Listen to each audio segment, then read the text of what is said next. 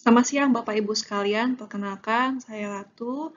Pada siang ini saya ingin mempresentasikan proyek saya mengenai prediksi perubahan harga saham mempertimbangkan analisis sentimen headline berita. Saya tertarik untuk menganalisa apakah berita itu bisa mempengaruhi nilai dari suatu saham. Karena semenjak pandemi, kebanyakan orang cenderung mulai berinvestasi, terutama pada pasar modal.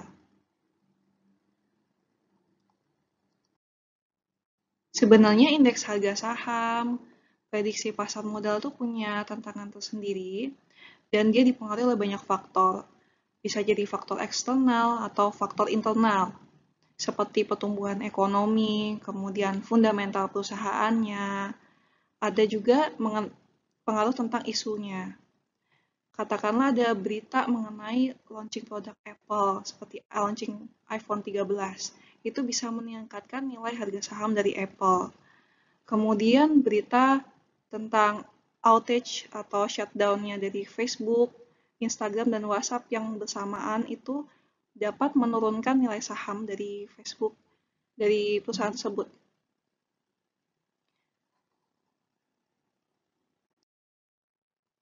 Untuk material dan metode yang saya gunakan, materialnya saya dapatkan yaitu data pergerakan saham dan data berita ekonomi. Kemudian untuk metode pengolahan berita ekonomi menggunakan Feather Sentiment Analyzer. Nah, dari Feather Sentiment Analyzer tersebut didapatkan fitur sentimen yang nantinya akan digunakan untuk memprediksi perubahan harga saham. Berikut proses secara detailnya. Untuk sumber pergerakan sahamnya saya dapatkan dari Yahoo Finance. Dan sumber berita ekonomi saya dapatkan dari finviz.com dan nasdaq.com.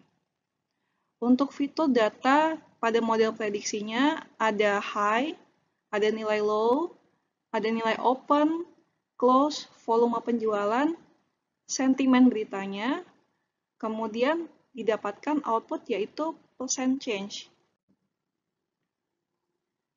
Untuk evaluasi studi ini ada dua, yaitu evaluasi dari model prediksi itu sendiri, kemudian evaluasi mengenai korelasi apakah ada hubungan antara sentimen dengan nilai saham. Berikut adalah grafik korelasi datanya dari 4 company yang saya teliti. Ada Microsoft, Google, Facebook, dan Apple. Untuk 4 company besar ini, nilai dari closing price-nya itu cenderung stabil ya untuk semuanya. Sementara sentimennya itu menurun gitu. Pada tanggal 1 September dia pada nilai tertinggi, kemudian pada 7 Oktober dia nilainya lebih turun daripada tanggal 1 September. Grafiknya cenderung turun. Dari sini bisa disimpulkan bahwa dalam 1 bulan ini berita sentimen itu tidak terlalu berpengaruh terhadap nilai sahamnya. Kemudian untuk model prediksinya, saya menggunakan algoritma machine learning. Algoritma machine learning saya gunakan antara lain ada linear regression, ridge regression, lasso, support vector machine, dan random forest. Dari beberapa model ini didapatkan model terbaik adalah linear regression yang dapat dilihat dari tingkat error yang paling rendahnya, kemudian dari nilai R2 square-nya yang paling tinggi.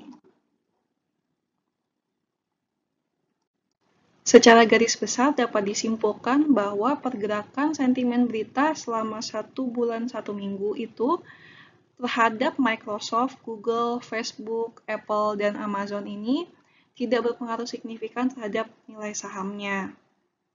Kemudian, algoritma yang terbaik berdasarkan data yang saat ini dimiliki adalah linear regression dengan tingkat error terendah dan nilai R-square yang paling tinggi.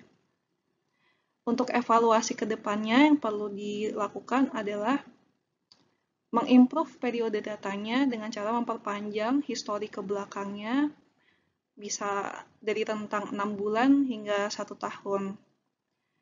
Demikian presentasi dari saya. Terima kasih.